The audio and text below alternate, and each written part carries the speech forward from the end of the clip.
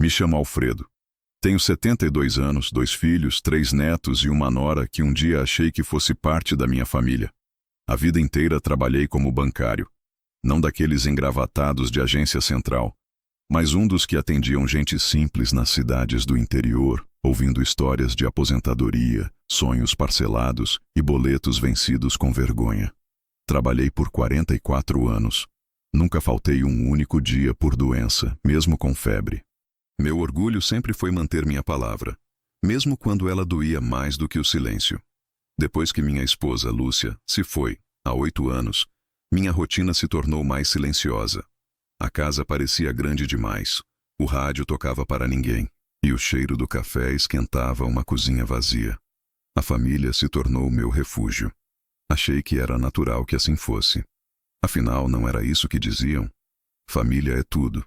Pois bem, naquele domingo de manhã, recebi uma ligação da minha filha mais velha, Mariana. Disse que estavam organizando um almoço em casa, que todos estariam lá, e que queriam me ver. A voz dela parecia apressada, como se estivesse resolvendo outra coisa ao mesmo tempo.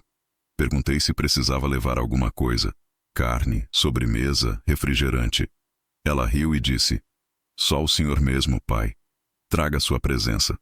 Confesso que meu peito se aqueceu com aquilo. Tomei banho com calma, passei minha camisa azul clara, aquela que a Lúcia dizia que combinava com meus olhos, e passei um perfume antigo que estava quase no fim. Peguei o ônibus das 10 horas, desci perto da casa do meu filho mais novo, Danilo, e fui caminhando o restante do caminho devagar, sentindo o cheiro de domingo no ar. Os vizinhos estavam lavando calçadas. Um pai ensinava o filho a andar de bicicleta. O sino da igreja tocava ao fundo. Domingo, para mim, sempre teve gosto de tempo em família. Cheguei na casa às 11h20. A porta estava encostada. Bati, empurrei com cuidado e entrei. Ninguém veio me receber. Vi Mariana passando pela cozinha apressada com uma travessa na mão. Cumprimentei. Ela sorriu de lado e disse: "Pai, só um minutinho." Vi meu neto no sofá, olhos fixos no celular. Danilo, meu filho, estava do lado de fora, organizando a churrasqueira com meu genro, Roberto, o marido da Mariana. Não me ofereceram cadeira, não perguntaram como eu estava. Fiquei ali, em pé, com o chapéu na mão, sorrindo para quem passava. Vi minha nora, Aline, me olhar de cima a baixo. Ela sempre teve esse olhar avaliador, como se estivesse decidindo se você pertence ao lugar ou não. Eu era invisível ali, percebi isso logo. Aline passou por mim com uma taça de vinho branco, e antes de entrar na cozinha, disse para Mariana algo que não era para meus ouvidos, mas que ouvi com clareza. "Tomara que ele não demore muito, né?" Mariana respondeu com um suspiro abafado. Fingi não ouvir. Sentei na cadeira mais afastada da mesa. Vi que todas as outras estavam marcadas com nomezinhos impressos. Era uma mesa de família com lugares definidos. Só não havia um para mim. Danilo me viu e soltou um "E aí, pai?", sem levantar os olhos do espeto. Meu neto passou correndo com o celular na mão. Tropeçou no meu pé e resmungou: "Foi mal." Ninguém mais olhou para mim. A comida estava boa, cheirosa, mas me serviram por último. A travessa já estava quase vazia quando chegou à minha ponta. Me serviram um pouco de arroz, salada e um pedaço de frango assado ressecado. Peguei com cuidado, agradeci baixinho e comi devagar, mastigando o constrangimento junto com a carne fria. Durante a sobremesa, algo me incomodou. Falaram sobre viagens, compras, reforma da casa, investimentos. E em determinado momento, Aline disse: "A gente vai conseguir pagar tudo com aquele dinheirinho extra. Né, amor?" E riu. Mariana soltou um comentário atravessado. "Foi uma sorte danada o pai ter assinado a procuração, né?" Foi ali que minha espinha gelou. Um formigamento nos dedos da mão me fez soltar a colher sobre o prato. Eles continuaram conversando, como se tivessem esquecido que eu existia, ou como se tivessem certeza de que eu não entenderia. Mas eu entendi. E naquele instante, em silêncio, decidi que ia verificar. Esperei a sobremesa acabar, me levantei, agradeci com a mesma educação de sempre e disse que precisava passar no banco. Mariana disse: "Ué, logo hoje?" E eu apenas sorri. Peguei meu paletó e minha velha maleta, aquela que guardei no guarda-roupa desde a aposentadoria. Lá dentro, meus documentos, cópias de extratos, minha identidade e uma cópia da tal procuração que eu havia assinado meses antes sem ler direito, confiando no que Mariana dissera. É só para facilitar se o senhor precisar de ajuda. Andei até o ponto de ônibus com passos lentos, mas o coração acelerado. Meu mundo parecia o mesmo, mas havia virado ao avesso em 30 minutos. A confiança de uma vida inteira tinha rachado, e o que vi naquela reunião não foi uma celebração de família, foi um conselho deliberando meu afastamento. No caminho até o banco, o som da cidade sumia atrás do meu pensamento. Eu não queria acreditar no que suspeitava, mas algo me dizia que, ao chegar no caixa eletrônico, as dúvidas iam acabar. E quando isso acontecesse, o velho Alfredo, que passou a vida servindo em silêncio, talvez precisasse aprender a falar. E a resposta que viria a seguir não ia ser em tom alto, ia ser em tom certo. O banco estava aberto naquele domingo por causa do autoatendimento, e eu sabia que minha agência mantinha os caixas 24 horas, mesmo nos fins de semana. Cheguei lá por volta das 15 horas. O sol já não queimava tanto, mas meu rosto ainda ardia, não de calor, mas de vergonha. Fiquei parado diante da máquina por alguns segundos, como se meu corpo pedisse para eu não confirmar o que já estava gritando por dentro. Digitei minha senha com os dedos um pouco trêmulos. Minha conta corrente ainda tinha um saldo modesto, o suficiente para as contas do mês e meus pequenos luxos. A ração do cachorro do vizinho que eu comprava toda semana, as frutas da feira, 1 quilo de café bom. Mas era a poupança que me interessava. E quando a tela mudou, senti como se tivesse levado um soco. Saldo, R$0. Zerado, um vazio seco, nem centavos. Por um momento achei que era erro da máquina. Repeti a operação. Nada. Consultei o extrato e vi uma sequência de transferências feitas no mês anterior. Todos os valores batendo com as datas em que Mariana me dizia que ia resolver umas coisas para o senhor. Foi ela. Ou pior, foi o marido dela. Ou os dois. E Aline.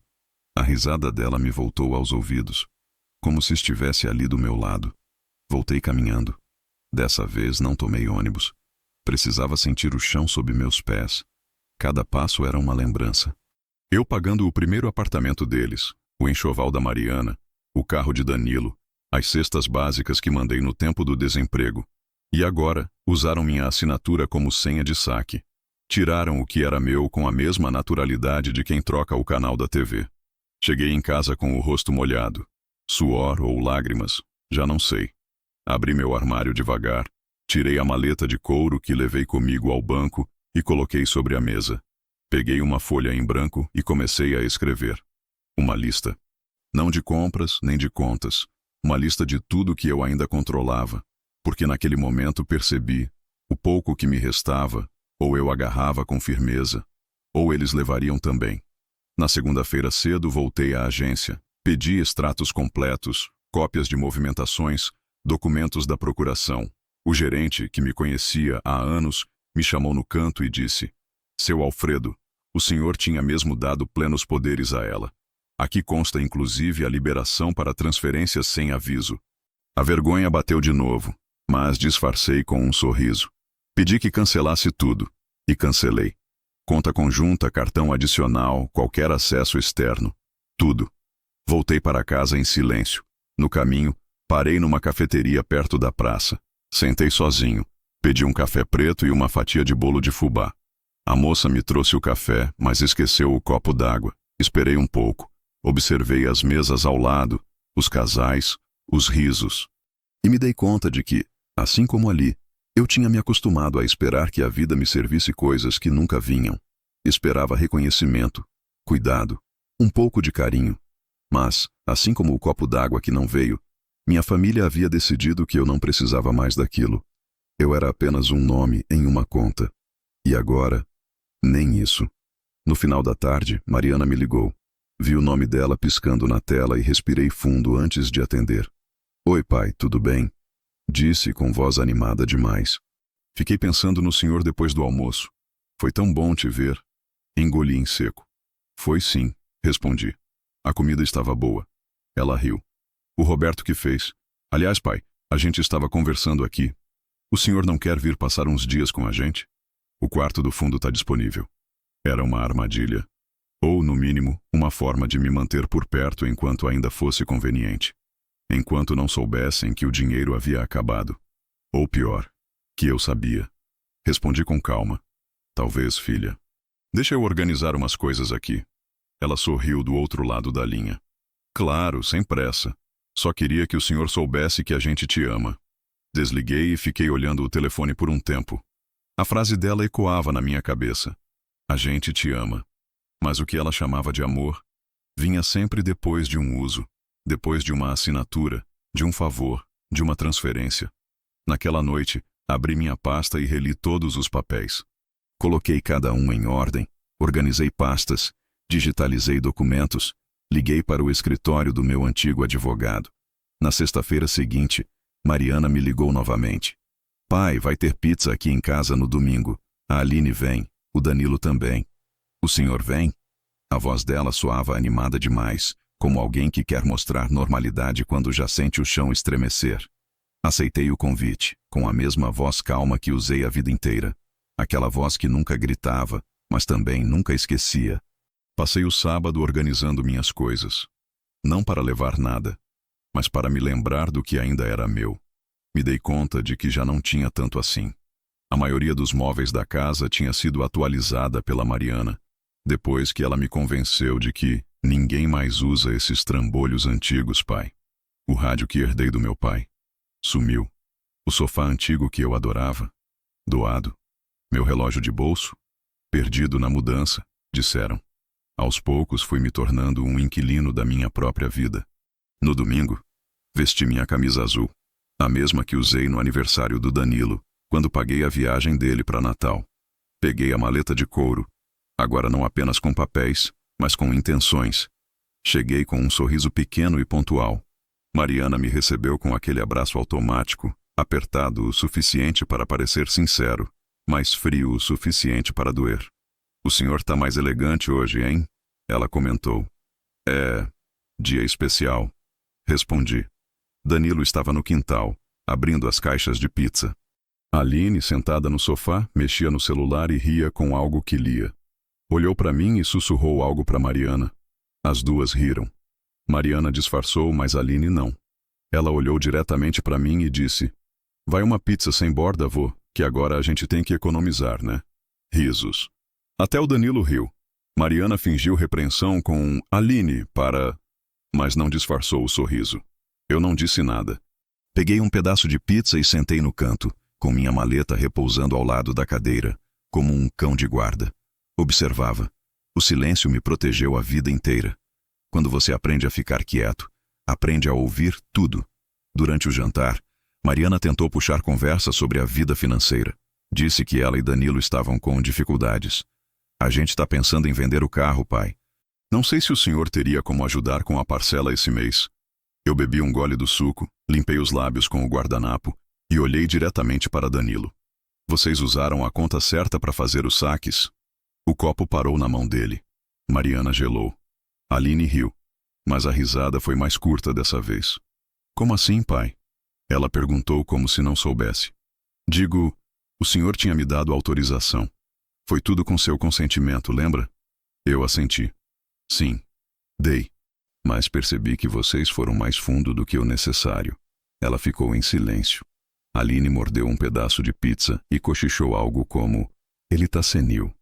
Mariana então respirou fundo e disse, pai, a gente só quer o seu bem. Eu também, filha, respondi. Por isso vou deixar vocês cuidarem só da vida de vocês de agora em diante. Peguei a maleta e a coloquei sobre a mesa. Mariana me olhou com estranhamento. O que é isso? Papéis. E uma lembrança do que vocês fizeram comigo. Não abri. Nem expliquei. Apenas sorri. Danilo tentou quebrar o clima com piada. Ô sogrão, se tiver testamento aí, espero que tenha lembrado de mim, hein? Sorri de novo. Lembrei sim. O silêncio foi crescendo. Aline se levantou e saiu do ambiente. Mariana tentou salvar o jantar com sobremesa, mas a travessa de pudim ficou intocada. Não havia mais doçura naquele ambiente. Me levantei da mesa tentando disfarçar o tremor nas mãos. Disse que precisava pegar meus remédios no quarto. Na verdade, o que eu queria mesmo era confirmar o que meu instinto gritava desde a sobremesa. Algo estava errado. Desde que entrei naquela casa, senti que não me olhavam nos olhos, e quando olhavam, era com aquele tipo de riso que a gente ouve no banco quando algum funcionário novato tenta mentir para um cliente experiente. Não era carinho. Era desprezo disfarçado de educação. Zerada. A conta estava simplesmente zerada. Toda a poupança de mais de 40 anos. Os rendimentos, as transferências programadas, até o fundo de emergência que eu havia deixado separado para o caso de precisar de uma cirurgia. Tudo tinha sumido. E o pior, eu reconhecia os nomes. A maioria das movimentações tinha ido direto para contas vinculadas à minha nora. Vi as datas, vi os valores, vi o meu nome vinculado a uma procuração eletrônica. O silêncio que se seguiu foi ensurdecedor. Nem mesmo o barulho dos talheres, nem a TV que sempre ficava ligada ao fundo. Tudo parou. Minha filha arregalou os olhos, o genro tossiu nervoso, e foi a nora quem quebrou o gelo com um deboche que nunca vou esquecer. Ela cruzou os braços, se inclinou para trás na cadeira e disse: "Ah, aquilo? Nós precisávamos mais do que você. Não se preocupe. Fizemos bom proveito." Aquilo bateu como uma bofetada. Mas eu não reagi como eles esperavam. Não levantei a voz. Não chorei. Só me levantei, com aquela lentidão que a idade nos impõe. Fui até o armário do corredor e tirei de lá a velha maleta de couro que meu pai me deu quando me aposentei. Ela estava pesada, não de objetos, mas de tudo que eu vinha guardando há meses. Eu me virei para eles, olhei um por um nos olhos e disse com a voz mais serena que já tive: "Então você não vai se importar com o que vem a seguir." Dei as costas e fui até a porta. Atrás de mim ouvi cochichos, risadinhas nervosas. Alguém perguntando: "O que deu nele?" Ninguém sabia, mas eu sabia. E o que viria a seguir já estava em movimento há muito tempo. O que eles tomaram de mim foi dinheiro. O que eu ia tomar deles era a certeza arrogante de que velhos são burros, frágeis e inofensivos. O relógio da cozinha marcava 21h08 quando tudo tremeu. A porta se escancarou. Um estrondo ecoou pela casa. E eles que riam de mim minutos antes agora tremiam como se tivessem visto um fantasma fardado. O estrondo não foi exagero da minha memória. Ele fez os quadros da sala tremerem, as taças vibrarem em cima da cristaleira, e o mais importante, fez todos eles se calarem de verdade pela primeira vez. Um silêncio de medo, não de constrangimento. O tipo de silêncio que só acontece quando alguém percebe que perdeu o controle da situação. E eles perderam. Todos eles. Quando a porta se escancarou com aquela força, vi minha filha se levantar como se estivesse pronta para fugir. Mas não havia para onde ir. Não dessa vez. Na soleira, 2 homens apareceram. Um deles alto, fardado, rosto coberto por barba cerrada e cicatrizes que o tempo não apaga. O outro mais baixo, discreto, com uma maleta preta idêntica à minha, mas muito mais nova. Não disseram uma palavra. Apenas me olharam, assentiram com a cabeça e entraram sem pedir licença. O genro, sempre tão fanfarrão, tentou se impor. "Ei, o que está acontecendo aqui? Quem são vocês?" Foi ignorado como uma criança birrenta. Minha nora recuou até a cozinha. Minha filha não conseguia decidir se ficava ou corria. O que mais me impressionou foi o neto do meio, que por reflexo ficou em posição de sentido. Instinto, talvez. Ou medo. Era difícil diferenciar naquele momento. O homem alto se posicionou atrás de mim. O outro se aproximou da mesa, colocou a maleta sobre ela e a abriu devagar. Os estalos metálicos da tranca foram como um relógio de contagem regressiva. Quando a tampa se ergueu, nem ouro, nem armas, apenas uma pasta com documentos, uma pequena câmera e um velho gravador. Fui eu quem quebrou o silêncio.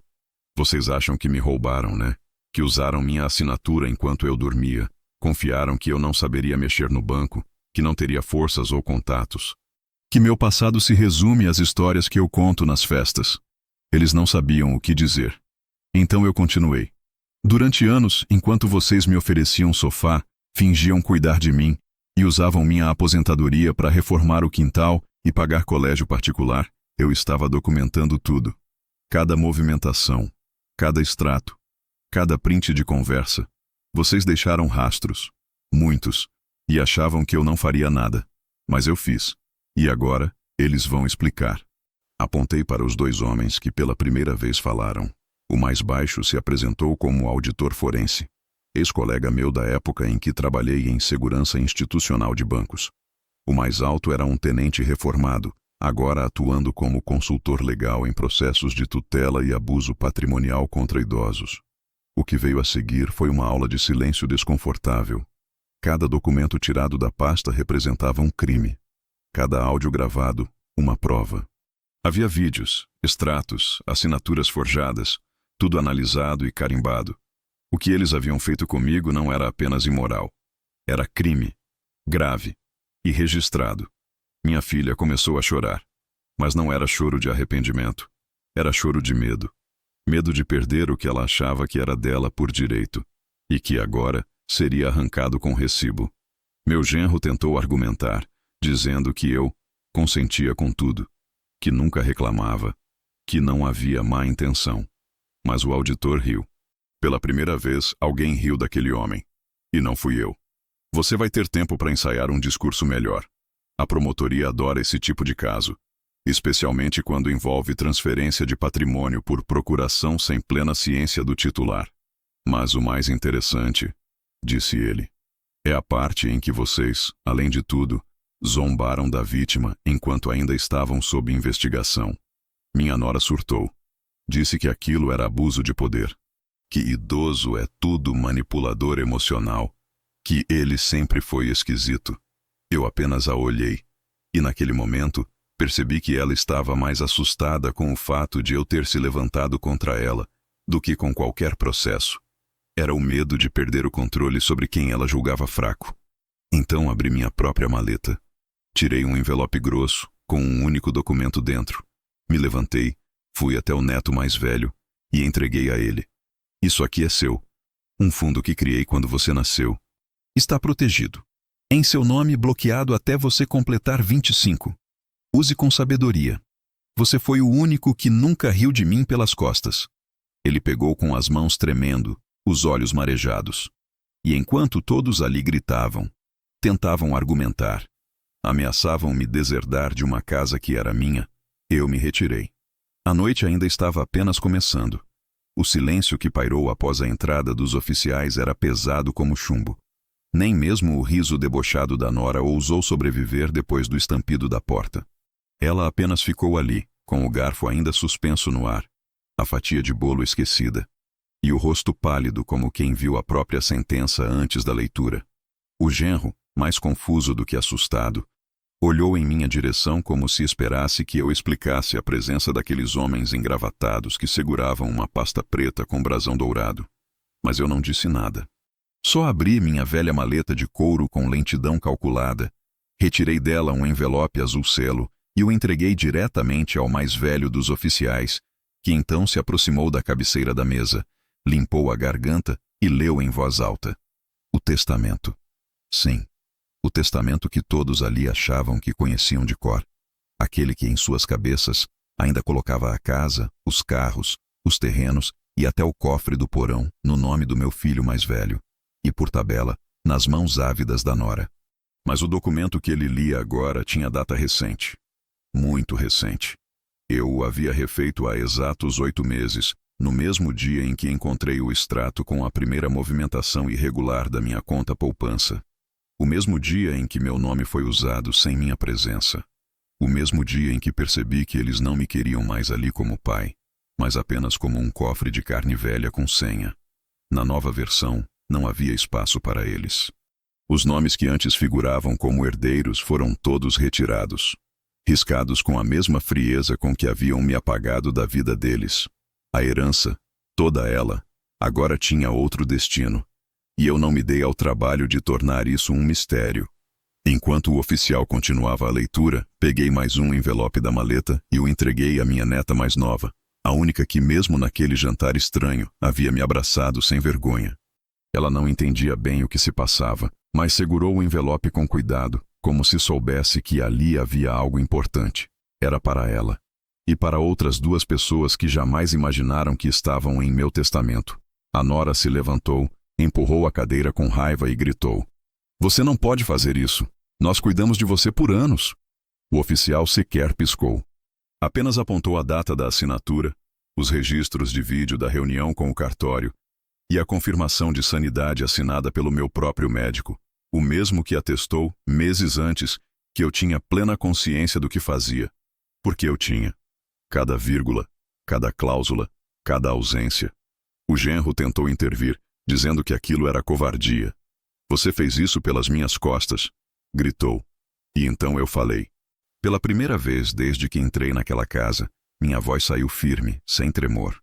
Vocês fizeram pelas minhas costas primeiro. Isso aqui é só justiça, não vingança. A oficial mais jovem me entregou uma cópia do documento finalizada. Os rostos em volta estavam petrificados. O bolo havia esfriado. O vinho não fora aberto. A noite que começou como festa, agora tinha gosto de sentença. E pela primeira vez, em muito tempo, eu sentia que estava exatamente no controle do que deixaria para trás. Porque herança não é prêmio para quem suporta um velho, é o reflexo de quem realmente esteve presente, sem precisar de senha, assinatura ou procuração. E naquele reflexo, os rostos deles simplesmente não apareciam mais. A sopa esfriou, e ninguém teve coragem de se levantar para esquentá-la. O vapor que antes subia do centro da mesa, agora se transformava em silêncio denso, empilhado entre os pratos. A travessa de arroz foi deixada aberta, o vinho fechado. O som dos talheres desapareceu. Só o tic-tac do relógio da sala, que herdamos do meu pai, ainda insistia em lembrar que o tempo seguia, implacável, e que tudo, até mesmo os jantares de família, podia virar ruína em questão de minutos. Depois da leitura do testamento, ninguém teve apetite, mas eu tinha. A fome não era de comida, era de algo mais simples, dignidade. Peguei minha colher com calma, puxei o prato para perto e comecei a comer como se estivesse sozinho. Não havia pressa. Cada colherada era uma afirmação. Eu ainda existia. Eu ainda tinha controle. Eu ainda era um homem. Não um móvel antigo empurrado para o canto da casa. Meu filho ficou de pé por um tempo encarando a parede como se tentasse encontrar um argumento perdido entre os quadros de família. Mas não havia o que dizer. Nem mesmo ele, que sempre foi o mais diplomático, o que me levava ao médico e fingia escutar minhas histórias antigas, ousou abrir a boca. A esposa dele, a mulher que outrora me chamava de segundo pai, só para depois usar meu nome num papel que esvaziou minha conta, ainda estava sentada, mas agora com as mãos trêmulas, olhando para o chão. As unhas dela batiam ritmadas na borda do prato, um tambor ansioso de culpa mal disfarçada. O genro, aquele que achava engraçado dizer que velho come pouco, agora não conseguia engolir a própria saliva. Mexia o guardanapo nas mãos como um menino que sabe que será expulso da aula. E a nora?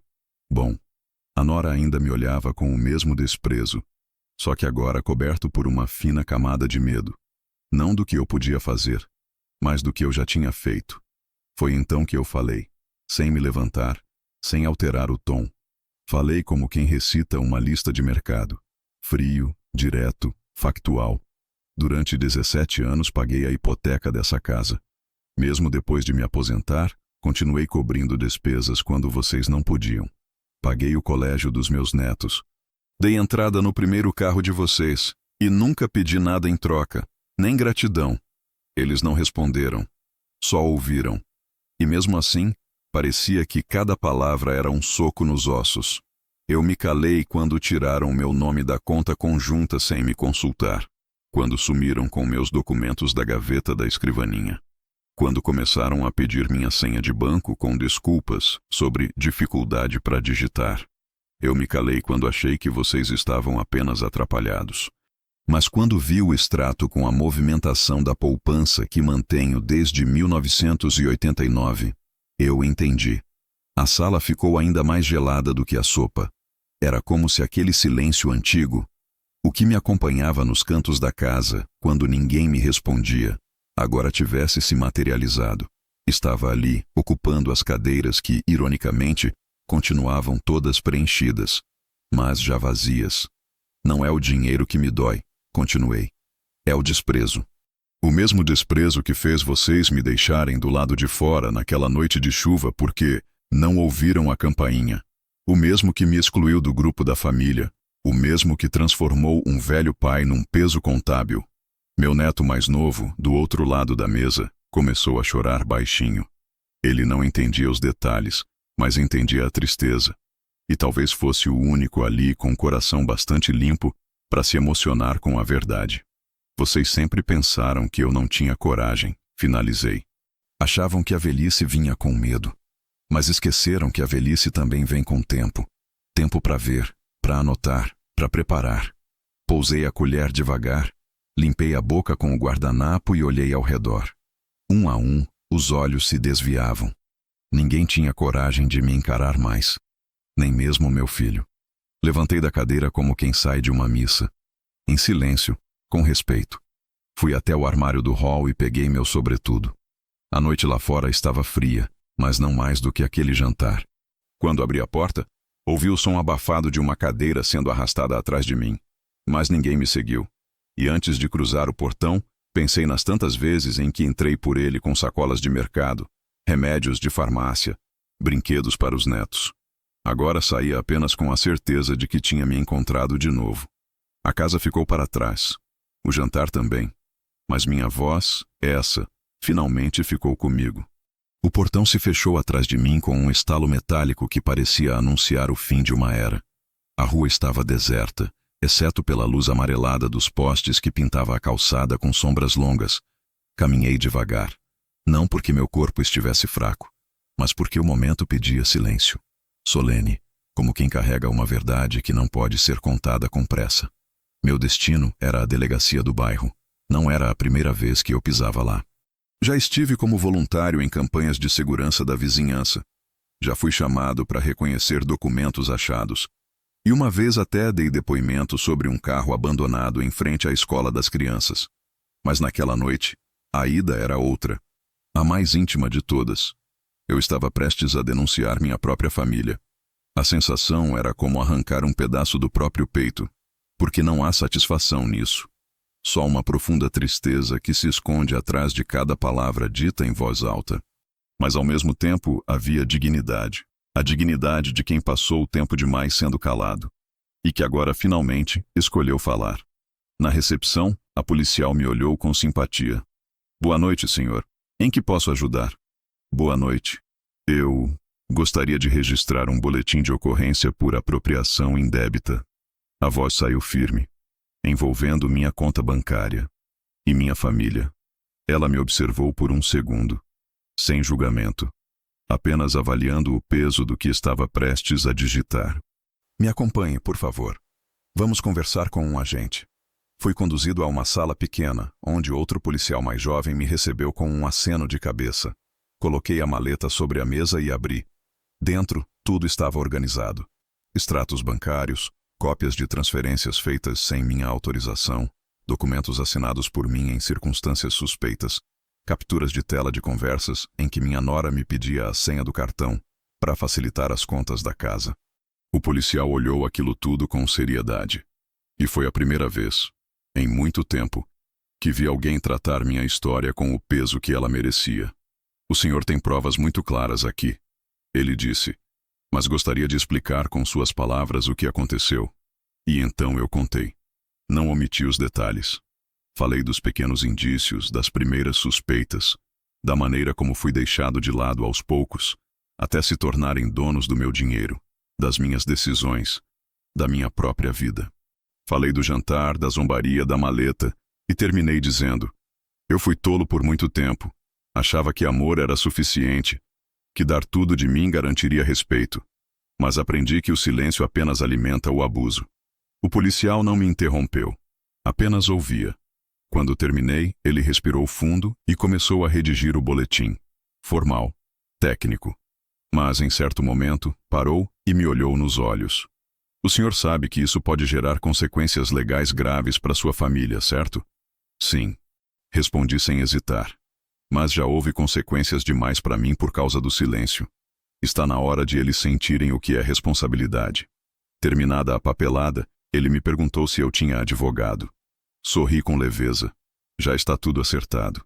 Liguei para ele no mesmo dia em que descobri o desfalque.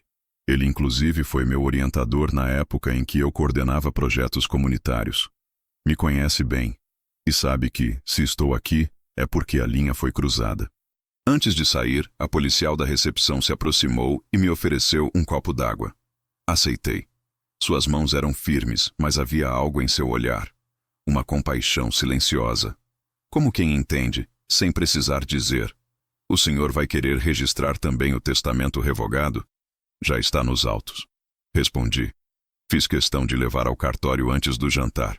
Hoje, legalmente, ninguém ali tem mais direitos sobre nada do que conquistei. Ela assentiu. E pela primeira vez desde o começo daquela noite, alguém me olhou com respeito. Não com pena, nem com impaciência. Apenas respeito. Na saída, a brisa fria da madrugada me abraçou. E pela primeira vez em anos, senti que algo dentro de mim estava sendo curado. Não com raiva, mas com justiça. De volta ao meu pequeno apartamento, aquele que mantinha alugado discretamente há meses, me sentei na poltrona e liguei o velho rádio. Tocava uma música instrumental suave. Peguei uma xícara, servi chá de camomila e encostei a cabeça. Lembrei das palavras da minha nora zombando. Fizemos bom proveito. E me perguntei quantas vezes o riso vem antes da queda. Porque agora, o processo havia começado. E a justiça, ainda que tardia, caminhava em minha direção. Foram apenas 3 dias. 3 curtos, silenciosos dias. Tempo suficiente para a poeira da arrogância baixar e o eco do estrondo daquela porta judicial ainda assombrar as paredes da casa. O casal, minha nora e meu filho, havia se refugiado na casa de praia, tentando fingir que tudo era apenas um mal-entendido. Um susto passageiro. Uma bravata do velho que eles subestimaram a vida inteira. Mal sabiam que aquilo era só o início do desmonte. Enquanto eles se distraíam com drinks à beira-mar e fingiam que tudo estava sob controle, os oficiais agiam. A papelada corria, as ordens eram assinadas, e a mudança começava. Uma mudança que não cabia em caminhões, mas sim na alma. Quando retornaram à casa, a mesma em que zombaram de mim, encontraram não o conforto habitual, mas um cenário que parecia arrancado de um pesadelo. O portão estava aberto. 3 caminhões brancos estavam estacionados do lado de fora, com homens uniformizados carregando caixas, móveis, quadros e objetos de valor.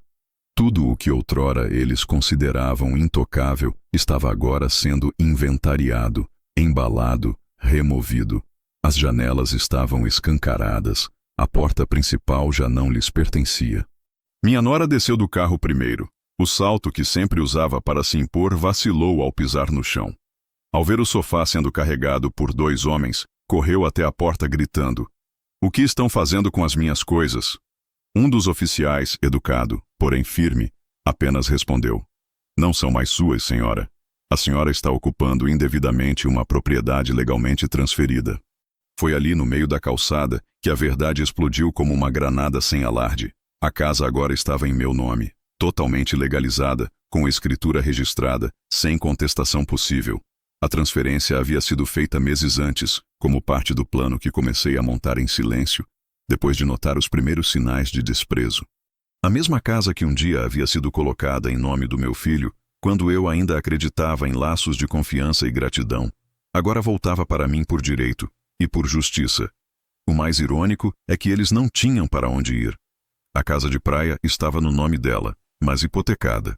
O apartamento que compraram em nome da filha ainda nem havia sido pago. Tudo o que tinham em liquidez estava naquela conta que esvaziaram de mim, e que agora estava bloqueada por ordem judicial, como parte do inquérito de crime financeiro que eu havia formalizado no dia anterior. Tentei não sentir prazer na cena, mas confesso, houve um momento de silêncio interno em mim que parecia a primeira brisa de paz depois de anos de abafamento. Meu filho, parado ao lado dela, não dizia nada. Apenas olhava para o chão, como se quisesse cavar um buraco e sumir. Pela primeira vez, senti que ele compreendia o que havia feito. Ou melhor, o que havia deixado de fazer. A omissão dele doeu mais do que qualquer palavra da esposa. E agora ele estava ali, empurrado pelo próprio erro, sem teto, sem orgulho, e sem o domínio daquela casa que eles usaram como palco para me humilhar. Foi nesse instante que a campainha tocou. Um homem com terno escuro, barba bem aparada Entregou um envelope à minha nora. Dentro, uma notificação. O prazo para desocupação era imediato. Não havia brechas, nem recurso, nada. Ocupação irregular, reversão de patrimônio mediante provas de dolo e má-fé. Ela leu aquilo como se estivesse diante de um idioma estrangeiro. Depois ergueu os olhos e, pela primeira vez desde aquela fatídica reunião, me viu. Eu estava parado no portão da frente, observando tudo sem esconder meu rosto. Sem ódio, sem rancor. Apenas com um olhar de quem aprendeu tarde. Mas aprendeu. Ela veio até mim, tentando sorrir como se ainda tivesse alguma carta na manga. Você não vai mesmo nos deixar na rua, vai? A gente errou, mas... Eu levantei a mão com calma. A casa é minha, mas a decisão foi sua. Eles saíram naquele mesmo dia, carregando apenas o que os oficiais permitiram. Roupas, objetos pessoais, documentos. O resto ficou para ser leiloado, avaliado, redistribuído. A oportunidade que tinham foi desperdiçada, não por falta de recursos, mas por falta de caráter. E oportunidades assim, quando vão embora, raramente voltam. À noite, sentei-me na varanda. A casa estava em silêncio. Um silêncio bom, limpo, diferente do vazio barulhento que eu conhecia. Liguei o abajur da sala, peguei meu caderno de anotações e escrevi uma frase na primeira página. Eles tiraram tudo de mim. E mesmo assim fui eu quem devolveu o que realmente importa. A lição. A mudança foi feita. Não apenas a da casa, mas a do meu lugar no mundo. E ali, sob aquele teto recuperado, entendi que perder dinheiro é fácil. Difícil é reconquistar respeito. Mas mais difícil ainda é ensinar isso a quem nunca teve. Mudei-me 2 dias depois. Não por pressa, mas por precisão. A casa que recuperei serviu como lição, como palco do último ato daquele teatro de aparências. Mas eu não queria viver entre as paredes onde fui diminuído. Elas guardavam a memória dos gritos calados, dos olhares atravessados, do Uber de velho dito com desprezo. Era uma casa grande demais para um homem só, e pequena demais para tanta história que eu ainda precisava esquecer. Vendi, não pelo valor, mas pelo fechamento. Comprei outra, modesta, térrea, de esquina, com um jardim pequeno e uma varanda que recebia o sol da manhã, algo que eu sempre admirei quando passava por aquela rua na juventude. Era uma casa que não conhecia a minha dor, e por isso me acolheu em silêncio. Os vizinhos eram outros. A maioria me chamava pelo nome. Seu Alfredo, o senhor quer ajuda com essas caixas? Seu Alfredo, esse banco de madeira ficou bonito aí fora. E eu me permiti sorrir. Pela primeira vez em muito tempo, voltei a responder perguntas simples sem medo de julgamento. Não era mais o pai do André, o sogro da Vivian, o velho que atrapalha. Eu era só Alfredo. E isso era tudo que eu precisava ser. As manhãs começaram a ganhar rotina. Acordava sem barulho, fazia meu café forte, cortava o pão na tábua e sentava na varanda com o jornal.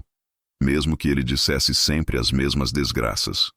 Andava devagar até a praça, sentava no banco de madeira perto da fonte, observava os jovens correndo, as crianças brincando, os velhos como eu rindo sozinhos de lembranças que ninguém mais conhece. Ninguém me pedia nada. Ninguém me cobrava presença. E isso, para um homem que foi peso em sua própria família, era um presente imensurável. Comecei a escrever. Não cartas, nem relatos para ninguém. Apenas fragmentos, frases soltas, memórias picadas. Um caderno simples de capa preta onde cada página era um espelho. Relembrava histórias do meu pai, de quando ele me ensinou a plantar tomate no quintal, de quando me levou à escola a pé porque o ônibus não passou. Escrevi sobre minha esposa. A primeira vez que vi o vestido azul no varal. A gargalhada que ela soltava quando queimava o arroz. O jeito como ela me chamava de meu bem, mesmo nos dias em que discutíamos. A morte dela ainda doía, mas agora eu conseguia escrever sem chorar. Algumas lágrimas escapavam, é verdade, mas já não eram de tristeza. Eram de saudade boa. A que vem quando você sabe que fez tudo o que podia. Voltei a frequentar a biblioteca pública. Era perto e sempre me trouxe paz. Lia mais devagar agora. Não por causa da vista, mas porque aprendia a absorver. Antes, eu lia para fugir. Agora, eu lia para ficar. Para mergulhar nas palavras como se fossem pontes para outros mundos, Mundos onde velhos não são descartados, mas reverenciados como portadores de sabedoria.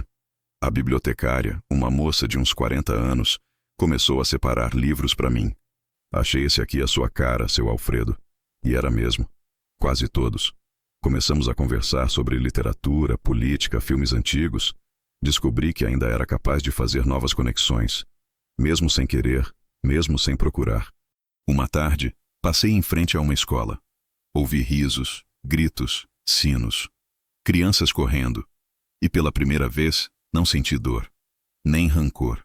Nem vazio. Senti leveza. E percebi que parte da ferida que minha nora abriu se fechava ali.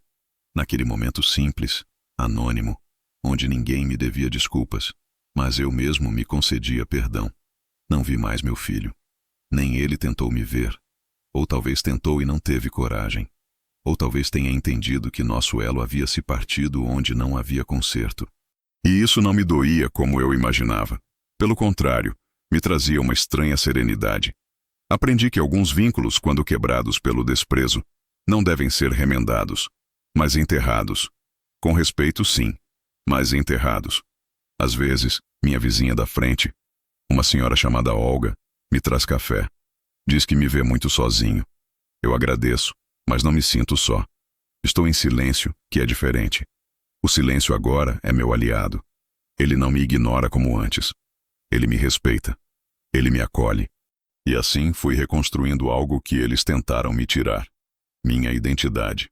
Não de pai, nem de sogro, nem de avô, mas de homem. Um homem que resistiu à indiferença da própria família. Um homem que teve tudo retirado de si, e mesmo assim, nunca abriu mão da própria dignidade. E isso agora mora comigo. Nessa nova casa, nessa vida tranquila, onde o velho silêncio não me machuca mais. Ele apenas me ouve, e eu, enfim, falo. Foi numa segunda-feira cinza. Não chovia, mas o céu carregava aquela melancolia suspensa que parece segurar o mundo no ar por alguns instantes antes de deixá-lo cair. Eu voltava da biblioteca com um livro de capa dura nas mãos.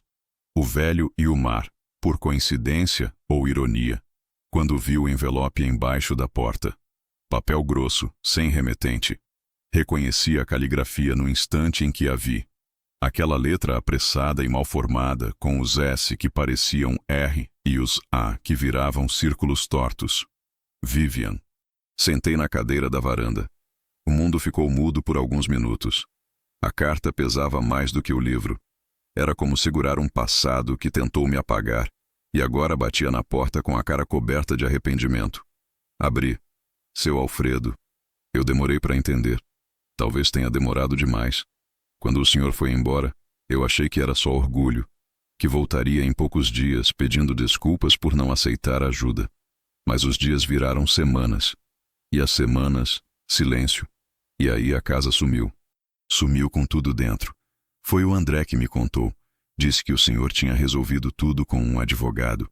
Que agora éramos só ocupantes, como intrusos. No começo eu fiquei com raiva.